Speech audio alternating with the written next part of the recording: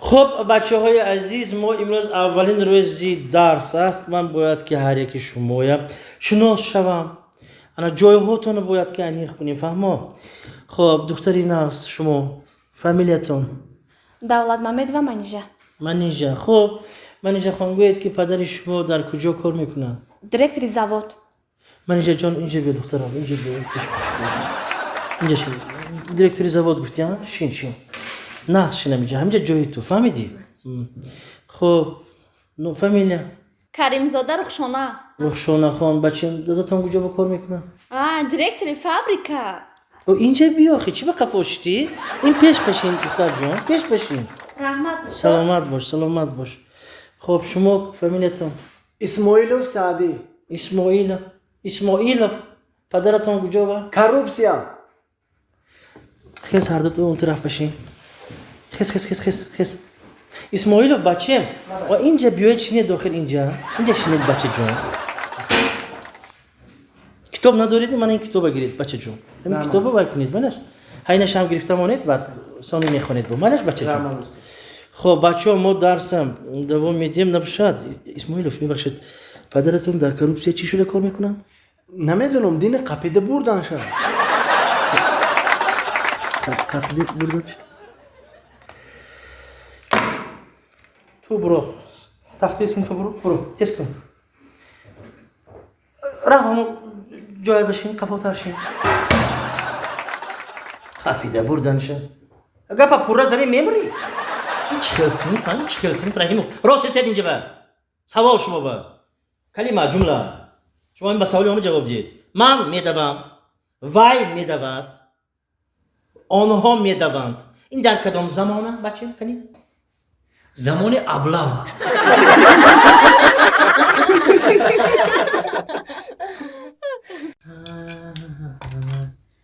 پسری دادا این خدا سرودخانه هاتون دیگر چه جای کار برفته آمدید می کارو نزده جان یک چای گیره دادم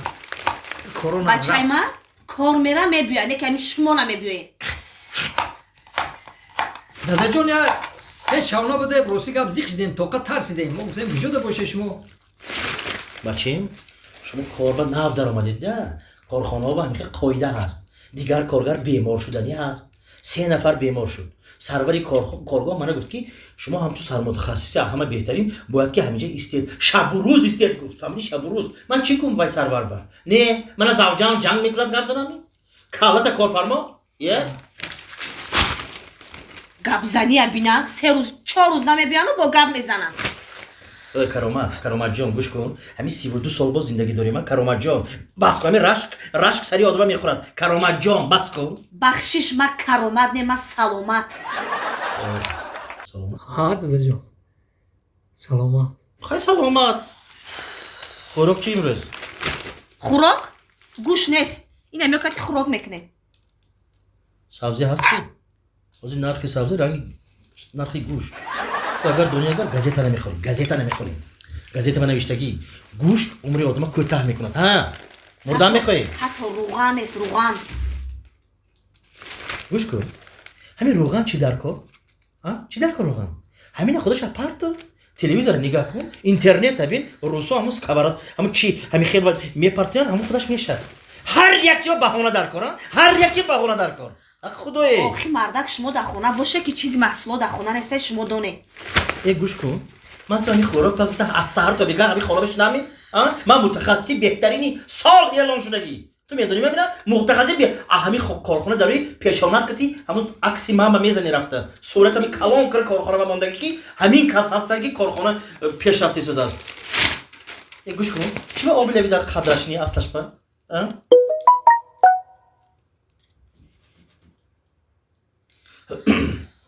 چه سروای کن خوراک چی کنی تو من چی میکنی اونجا رفته بیرون کنگیزی بچی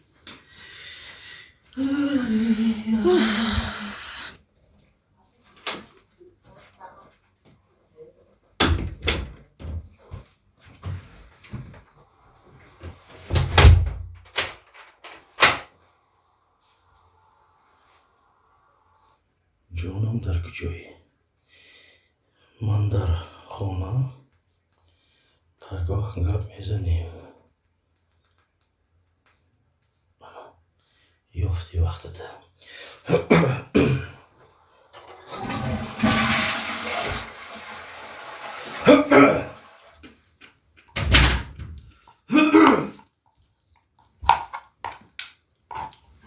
بیای دادا اومدم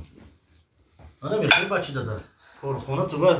مسخره بازی نی مردک لبای میگم همین روزای آخر شما عقلتون خوردگی با چیکار کردم آ تلفن من میگی حاجت خونه میره آ اینا تلفن شما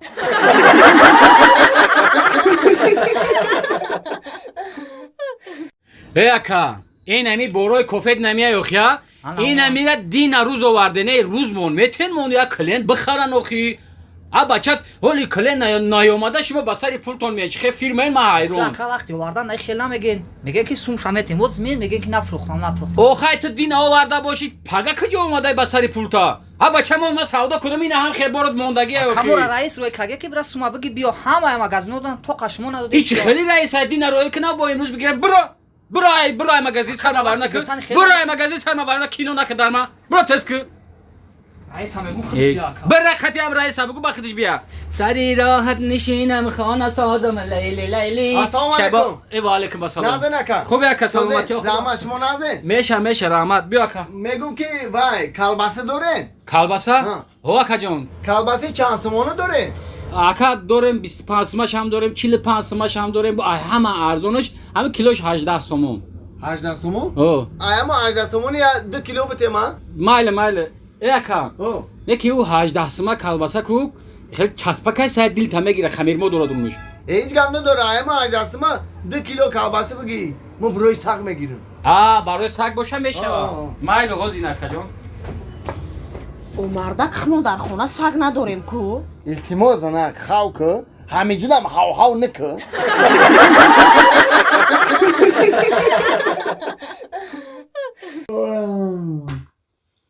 اکا کومی ای باشه نه نمی 12 شیشه آخه تمام به همون تای دیگه من خیلی با همون تمام ما تمام دیگه نریزی یکمش که من میرم خونه اکا اینجا نمیرین همین زن کلو نمیچنشیم هم در و کم ترمشینن میخیزه میرین خواهی یک خسخیز خونه شم بازن کلونه ای خیلی خونه یک قدم را اکا کومی اکا همین نیم قدم که باشه من میرم خیلی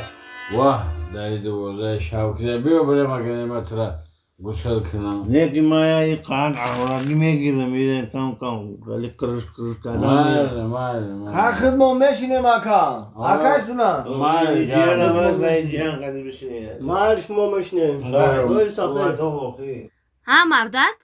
دینا شام مست اومدی در بالا دیوان خونه بودی در کجا بودی در تای دیوان بدم در تای دیوان بودی در تای دیوان چیکار میکردی کفته سبودم چی را گفته استا بودی دیوان نه